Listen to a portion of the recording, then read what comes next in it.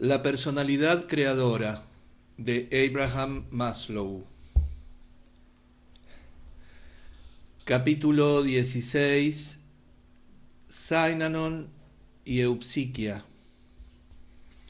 Hay una nota al pie que dice: este ensayo se basa en una charla improvisada dada en Daytop Village, una ramificación de Synanon en Staten Island, Nueva York, el 14 de agosto de 1965. Synanon es una comunidad dirigida por ex drogadictos a la cual acuden drogadictos para ser curados. Para que no exista ningún malentendido, debo admitir, antes que nada, que he llevado una vida muy protegida. No sabía nada de muchas de las cosas que aquí suceden, y la razón de mi venida es la de ver la vida de las personas que no han tenido la protección que yo, desde otro ángulo. Si les puedo ser de alguna utilidad, será como una persona ingenua, desde el punto de vista de ustedes, que contempla las cosas a las que están acostumbrados y que tal vez se dé cuenta de cosas que ustedes, por estar familiarizados con ellas, pasan por alto. Quizá pueda ayudarlos en este sentido diciéndoles simplemente qué reacciones he tenido y qué cuestiones me he planteado. Mis antecedentes son los de un psicólogo teórico e investigador. En el pasado he practicado la psicoterapia clínica, pero en una situación que difiere mucho de esta, con enfoques diferentes y con otra clase de personas, como estudiantes universitarios y caracteres generalmente privilegiados. Me he pasado toda la vida aprendiendo a ser muy cuidadoso con la gente, a ser delicado y amable, y a tratarla como si fuera de frágil porcelana y se rompieran con facilidad. Lo primero que me interesó respecto de lo que aquí sucede son las pruebas que indican que tal vez toda mi actitud esté equivocada. Lo que he leído de Synanon y lo que anoche y esta tarde vi sugiere que esta idea de la porcelana frágil y quebradiza, la idea de que nunca se debe alzar la voz a nadie porque se lo podría traumatizar o herir, de que las personas fácilmente lloran, se derrumban, suicidan o enloquecen si se les grita, todas esas ideas tal vez estén pasadas de moda. En sus grupos se parte, al parecer, del supuesto contrario, que la gente no es quebradiza, sino muy dura y que puede soportar muchas cosas. Lo mejor que se puede hacer es ser totalmente directos, en lugar de circunspectos, delicados o cautelosos. Ir inmediatamente al grano. He sugerido que un buen nombre para esto puede ser terapia sin rodeos. Su función es eliminar las defensas, racionalizaciones, velos, evasiones y consideraciones del mundo. El mundo está medio ciego, se podría decir, y lo que he visto aquí es la recuperación de la vista. En estos grupos la gente rechaza los encubrimientos normales, se despoja de velos y se niega a aceptar rodeos, excusas o evasiones. Bien, he estado andando, preguntando, y me han dicho que este supuesto funciona a la perfección. ¿Hay alguien que se haya suicidado o derrumbado? No. ¿Alguien que haya enloquecido a causa de tan duro trato? No. Anoche lo observé. Se hablaba de forma muy directa y dio buen resultado. Todo esto contrasta con la educación que he recibido durante toda mi vida y por tanto se convierte en una cuestión muy importante para mí, como psicólogo que he tratado de descifrar la naturaleza del ser humano en general. Plantea una cuestión real sobre la naturaleza de toda la especie humana. ¿Cuán fuertes son las personas? ¿Cuánto pueden soportar? La cuestión principal es cuánta sinceridad puede tolerar la gente. ¿Hasta qué punto le hace bien o mal? Recuerdo un verso de T.S. Eliot: la especie humana no puede soportar mucha realidad. Lo que sugiere es que la gente no puede tomarse las cosas como son. Pero por otro lado, el tipo de experiencia que están haciendo aquí indica que la gente no solo puede admitir la sinceridad, sino que ésta puede ser muy útil, muy terapéutica. Puede acelerar los procesos, lo que es cierto incluso cuando la sinceridad duele. Un amigo mío que se interesa mucho por Synanon me habló de un toxicómano que había estado en esta clase de terapia y por primera vez en su vida había tenido una auténtica vivencia de intimidad, amistad y respeto. Esa fue su primera experiencia de sinceridad y franqueza, y por primera vez en su vida sintió que podía ser él mismo y que nadie le mataría por ello. Era maravilloso. Cuanto más él mismo era, más le querían. Y dijo algo que me afectó mucho. Estaba pensando en un amigo a quien quería mucho y creía que una terapia así le haría bien, y dijo algo que parecía totalmente descabellado. Es una pena que no sea toxicómano, porque entonces podría venir a este maravilloso lugar. En cierto sentido, esto es una pequeña utopía, un lugar fuera de este mundo donde existe la verdadera sinceridad, honestidad y el respeto que implica, así como la experiencia de un verdadero grupo que trabaja como un equipo. Hay otra cosa que se me ha ocurrido. ¿Podría ser que aquí hubiera algunos elementos de la sociedad buena y que la locura estuviese afuera? Hace años trabajé con los indios Pies Negros del Norte, una gente estupenda. Me interesaba esta clase de personas y pasé algún tiempo con ellos hasta llegar a conocerlos. Y me ocurrió algo divertido. Llegué a la reserva con la idea de que los indios estaban ahí en una vitrina, como una colección de mariposas o algo así. Pero gradualmente cambié de opinión. Los indios de la reserva eran gente decente. Los blancos del pueblo, en cambio, eran el peor montón de desgraciados y degenerados que había visto en toda mi vida, y cuanto más llegué a conocerlos, más paradójico me parecía aquello. ¿Cuál era el asilo? ¿Quiénes eran los guardianes y quiénes los internados? Todo se confundió, como sucede con la buena sociedad pequeña. No se trata de crear muletas, sino más bien de crear un oasis en el desierto. También he tenido otra idea a raíz de nuestra conversación durante la comida. El proceso que aquí se vive plantea básicamente la cuestión de lo que necesita universalmente la gente. Me parece que hay pruebas suficientes de que las necesidades básicas de los seres humanos son pocas. No es una cuestión complicada. Necesitan sentirse protegidos y seguros.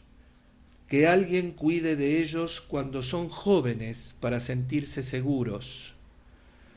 En segundo lugar, necesitan un sentimiento de pertenencia, alguna clase de familia, clan, grupo o algo con lo que se identifiquen o donde sientan que pertenecen por derecho. En tercer lugar, tienen que tener la sensación de que la gente siente afecto por ellos, de que merecen ser amados. Y en cuarto lugar, tienen que sentirse respetados y valorados. Eso es todo, más o menos.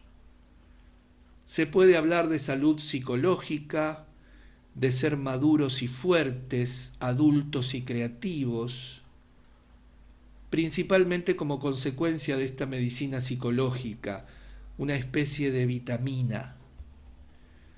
Si es así, entonces la mayoría de la población norteamericana sufre de falta de esa vitamina. Hay toda clase de juegos organizados para encubrir la verdad, pero la realidad es que el norteamericano medio no tiene un verdadero amigo en el mundo.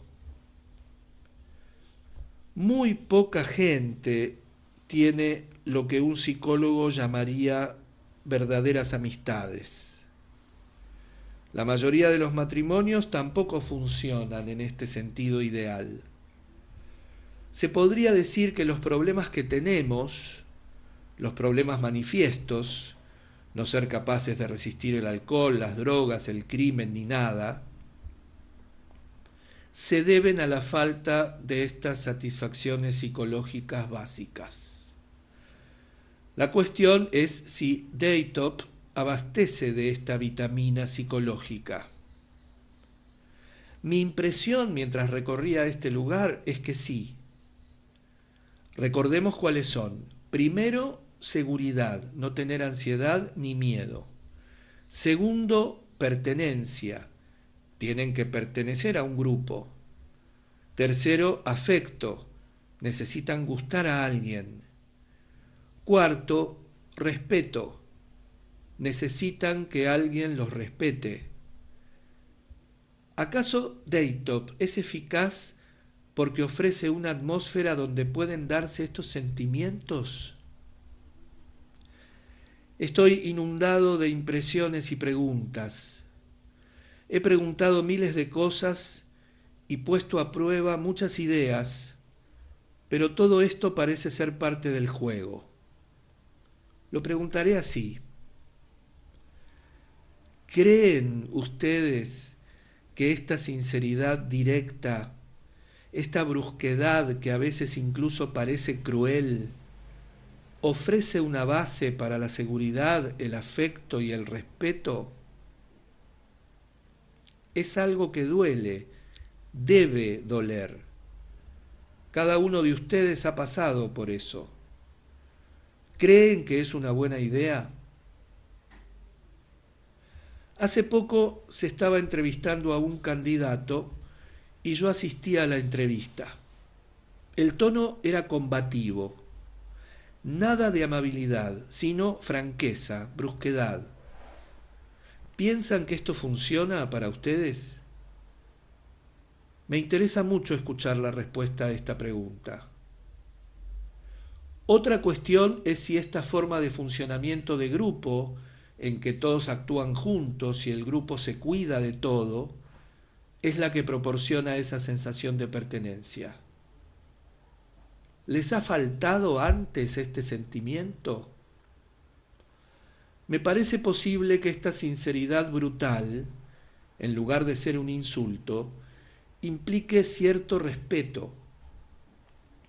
Pueden aceptarla tal cual es, y esto puede ser una base para el respeto y la amistad. Recuerdo que años atrás, mucho antes de la terapia de grupo, un analista me habló de esta sinceridad. Lo que decía parecía demencial entonces, como si fuera cruel o algo así. Lo que me dijo fue: cargo sobre mis pacientes la máxima cantidad de angustia que pueden soportar. ¿Se dan cuenta de lo que esto implica? Toda la que puedan soportar, esto es lo que les va a dar. Porque cuanto más pueda darles, más deprisa irá todo. No parece tan descabellado a la luz de lo que aquí sucede. Esto nos conduce a la idea de la educación y la de Daytop como institución educativa. Es un oasis, una pequeña sociedad buena que ofrece todo lo que la sociedad debería ofrecer. En última instancia, Daytop plantea toda la cuestión de la educación y el uso que la cultura hace de ella. La educación no se reduce a los libros y las palabras. Las lecciones de Daytop son para la educación en el sentido amplio de aprender a ser un buen ser humano adulto. Abre paréntesis. Nota. En este punto se inició un coloquio entre el doctor Maslow y los residentes de Daytop. Por desgracia, muchos de los comentarios interesantes de los residentes no se grabaron, así que el resto de la transcripción solo contiene las observaciones del doctor Maslow, que sin embargo eran lo suficientemente extensas y completas para poderlas entender fuera del contexto del coloquio. Cierra paréntesis. Acerca de Daytop y la teoría de la autorrealización. En principio, todo el mundo puede autorrealizarse. Si no es así, significa que algo ha entorpecido el proceso. Lo que aquí se añade a los datos es que la búsqueda de madurez, de responsabilidad, de una vida buena, es tan poderosa, mucho más de lo que había pensado, que puede admitir toda la dureza que aquí usan. Por lo menos esto es válido para algunas personas. Para venir aquí, la gente tiene que haber hecho un enorme esfuerzo por superar el dolor, la vergüenza, etc. Y esto me impresiona como una necesidad de autorrealización mucho más fuerte de lo que yo mismo imaginaba. Por supuesto, los que están aquí son los que han podido soportarlo. ¿Quiénes no pudieron? ¿Cuántas personas se han alejado porque esta sinceridad era demasiado dolorosa? Sobre el desarrollo de la responsabilidad. Parece que un modo de criar seres adultos es darles responsabilidad, suponer que pueden asumirla y dejar que se debatan y forcejeen con ella. Dejar que la elaboren por sí mismos, en lugar de superprotegerlos, consentirlos o hacer las cosas por ellos. Claro que por otro lado existe el abandono total, pero eso es otro asunto. Tengo la impresión de que lo que aquí ocurre es precisamente esta clase de desarrollo del sentido de la responsabilidad. No aceptan niñerías de nadie, y si tienen que hacer algo, tienen que hacerlo. No parece que haya excusa alguna. Para ilustrar lo que quiero decir, puedo darles un ejemplo de los indios pies negros. Son hombres de carácter fuerte, que se respetan y que como guerreros eran ejemplo de bravura. Su resiedumbre les permitía hacerlo y creo que desarrollaban estas cualidades gracias a un mayor respeto por sus niños. De ello tengo un par de ejemplos. Me acuerdo de un bebé que apenas empezaba a andar y que quería abrir la puerta de una cabaña, pero no podía. La puerta era pesada y grande, y él empujaba y empujaba. Un norteamericano se habría levantado para abrirle la puerta, pero los pies negros se quedaron media hora sentados, mientras el bebé forcejeaba con la puerta hasta que fue capaz de abrirla solo. Gruñó y sudó, pero luego todo el mundo le alabó por haberlo conseguido. diría que los pies negros respetaron al niño más que el observador norteamericano. Otro ejemplo es el de un niño pequeño a quien yo tenía mucho afecto. Tenía 7 u 8 años y descubrí, después de varias indagaciones, que era una especie de niño rico en el sentido de los pies negros. Tenía varios caballos y ganado a su nombre y era el dueño de un paquete de medicinas de especial valor. Un día, una persona mayor quiso comprarle las medicinas, que eran su posesión más valiosa. Pues bien, su padre me contó que Teddy, al recibir esa oferta, no olviden que solo tenía 7 años, se fue al bosque a meditar en soledad. Estuvo fuera 2 o 3 días con sus noches, acampando al aire libre y meditando solo. No pidió consejo a sus padres y ellos tampoco le dijeron nada. Regresó y anunció su decisión. Me imagino a nosotros haciendo lo mismo con un niño de 7 años. Sobre la nueva terapia social. He aquí una idea que puede tener interés profesional. Está apareciendo un trabajo nuevo, un trabajo de activista que exige experiencia más que estudios teóricos. Viene a ser una combinación de maestro y sacerdote a la antigua. Requiere inclinación por la gente, pues hay que trabajar directamente con ellos, no a distancia. Y también hay que tener todo el conocimiento posible de la naturaleza humana. He sugerido llamarlo terapia social. Parece que está cobrando impulso gradualmente desde hace 1 o 2 años. Quienes mejor llevan a cabo esta tarea no son los que tienen un doctorado, sino los que han andado por la calle y saben por experiencia propia de qué se trata, saben de qué están hablando, saben, por ejemplo, cuándo ser duros y cuándo tomarse las cosas con calma. Con 1/3 de la población norteamericana y aproximadamente el 98% de la población del resto del mundo, que podríamos calificar de no privilegiados, con el esfuerzo reciente de alfabetización, la necesidad de ayuda psiquiátrica para ayudar a la gente a madurar y ser responsable, etc., ya hay escasez de personal para esos trabajos. Mi impresión es que la preparación académica normal puede ser una ayuda, pero no es suficiente. En el presente, gran parte de esta labor está en manos de los asistentes sociales. Pero el asistente social medio, por lo que sé de su preparación, generalmente no sabe lo que está pasando, en el sentido de que no tiene experiencia práctica.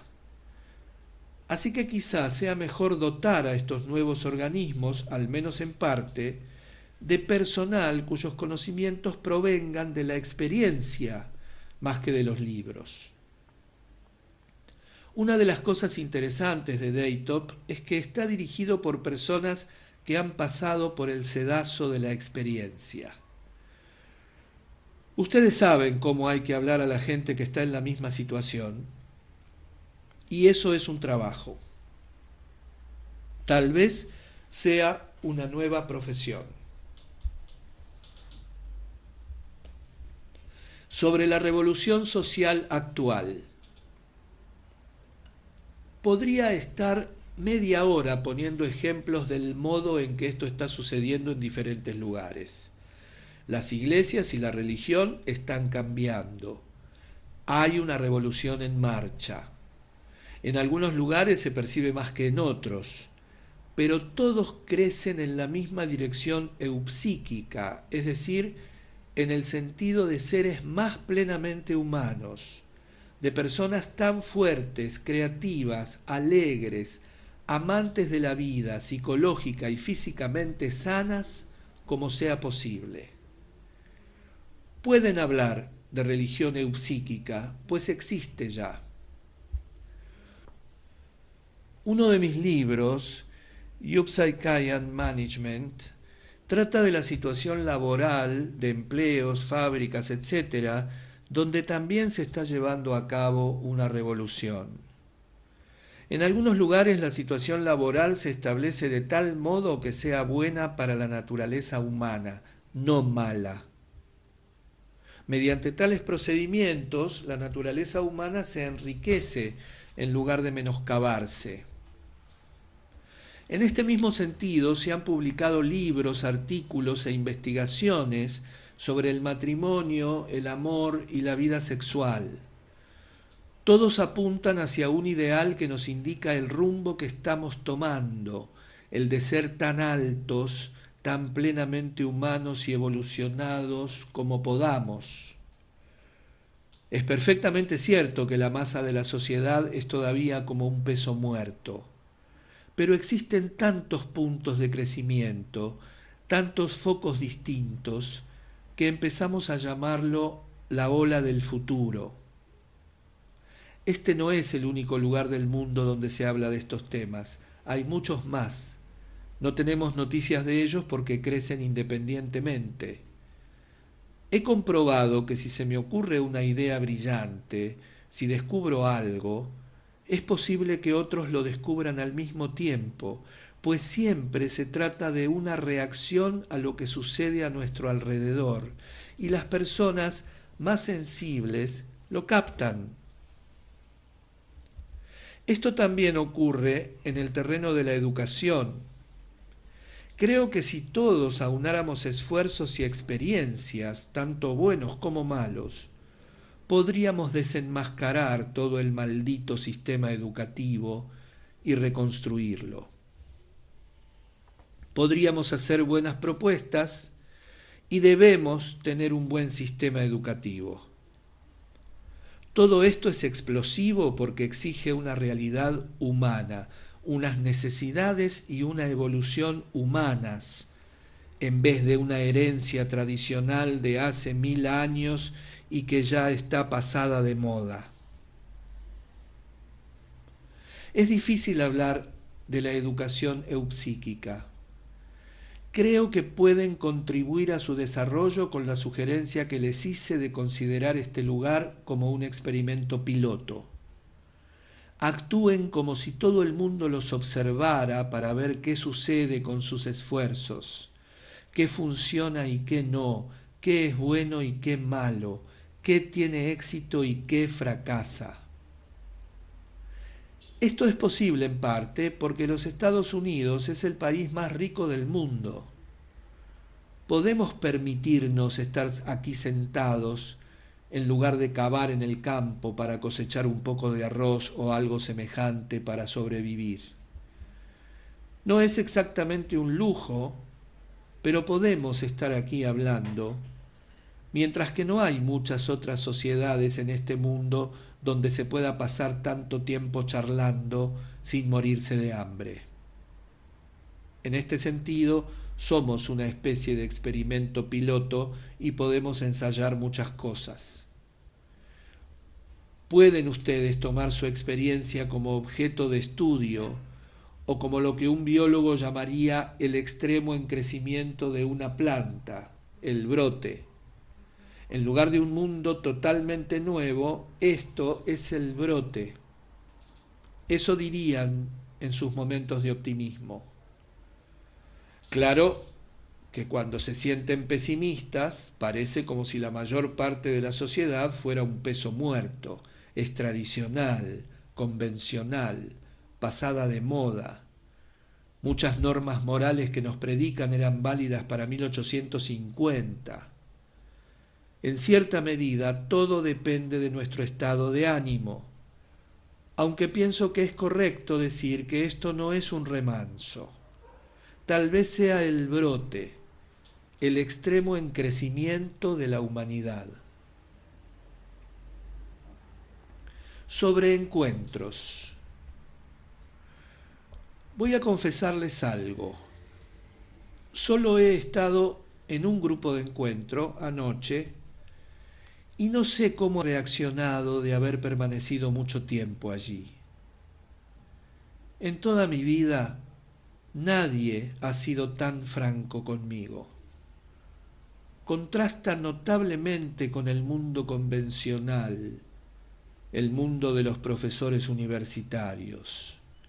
Las reuniones de profesores ciertamente no se parecen a estos encuentros, no significan nada y si puedo trato de evitarlas.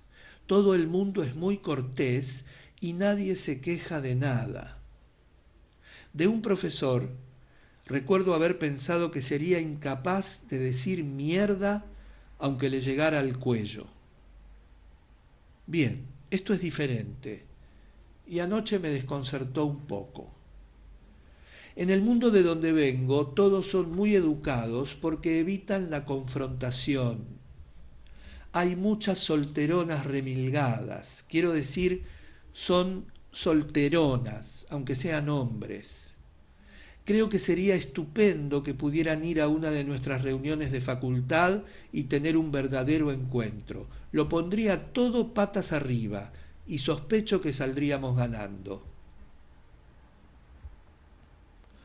Una cuestión importante para investigar. Esto plantea algo que ya he andado preguntando, que ya he estado preguntando, ¿no? Esto plantea algo que ya he estado preguntando. Es una cuestión muy importante y supongo que ustedes no tienen la respuesta. La pregunta es ¿por qué algunas personas se quedan y otras no? Eso también significa, si toman esto como una institución educacional, a cuántos miembros de la población puede beneficiar y en qué grado. ¿Cuántos clientes esperan? ¿Para cuántas personas no dará resultado? Las personas que nunca vienen aquí no cuentan como fracasos. Los que están aquí han superado un obstáculo, un temor. ¿Qué teoría tienen ustedes sobre quienes no lo superan? ¿Qué diferencia hay entre ellos y ustedes? Esta es una cuestión práctica, pues como ustedes serán los licenciados que dirigirán lugares como este en el futuro, deben enfrentarse con el problema de cómo lograr que un porcentaje mayor se quede. Sobre la psicoterapia. Como pueden ver, el problema es el mismo para el psicoanálisis, para la psicoterapia individual. La teoría que han formulado a partir de su experiencia es que precisamente esa franqueza es lo que aleja a la gente de la terapia. Lo que hacen es prepararla con mucha cautela, dejar que pasen meses antes de empezar a profundizar en el problema.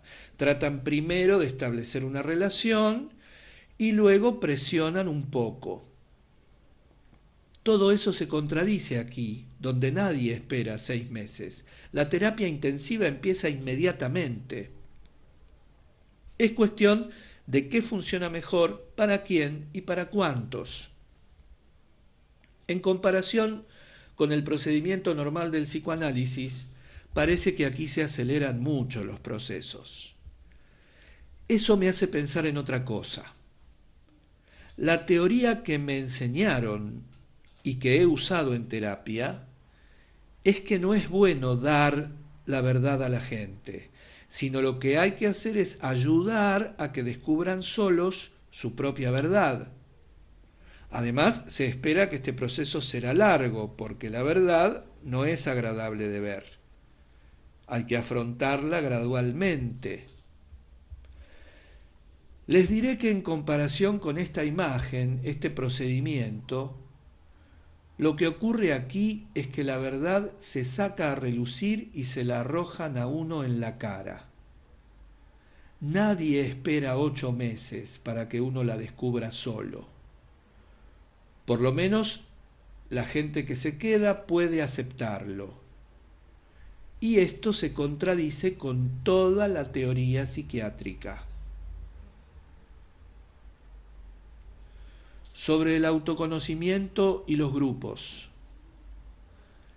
De alguna manera, el grupo es una ayuda, aunque, dicho sea de paso, nadie sabe exactamente por qué.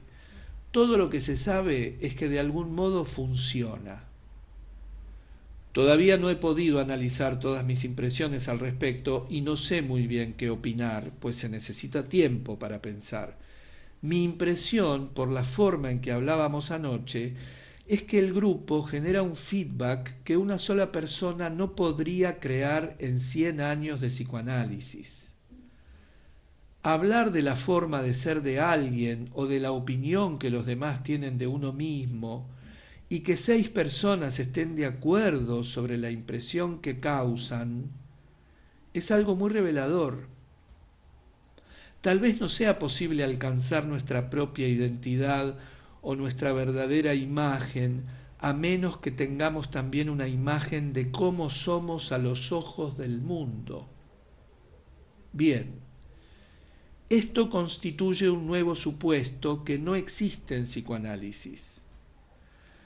Lo que sean ustedes para los demás no se tiene en consideración, solo interesa lo que puedan descubrir en ustedes mismos a partir de sus propios sueños y fantasías.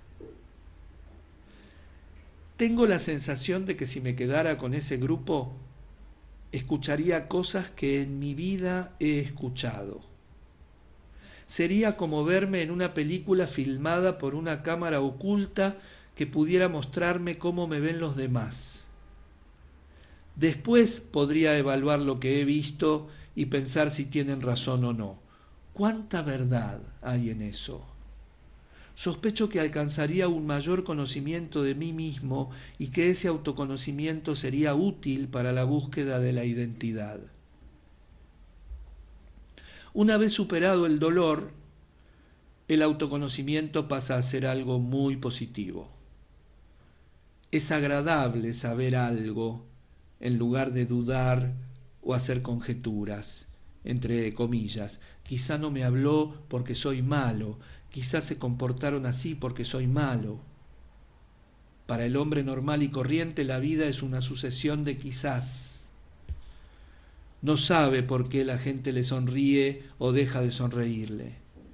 Es una sensación muy agradable no tener que adivinar. Es bueno poder saber.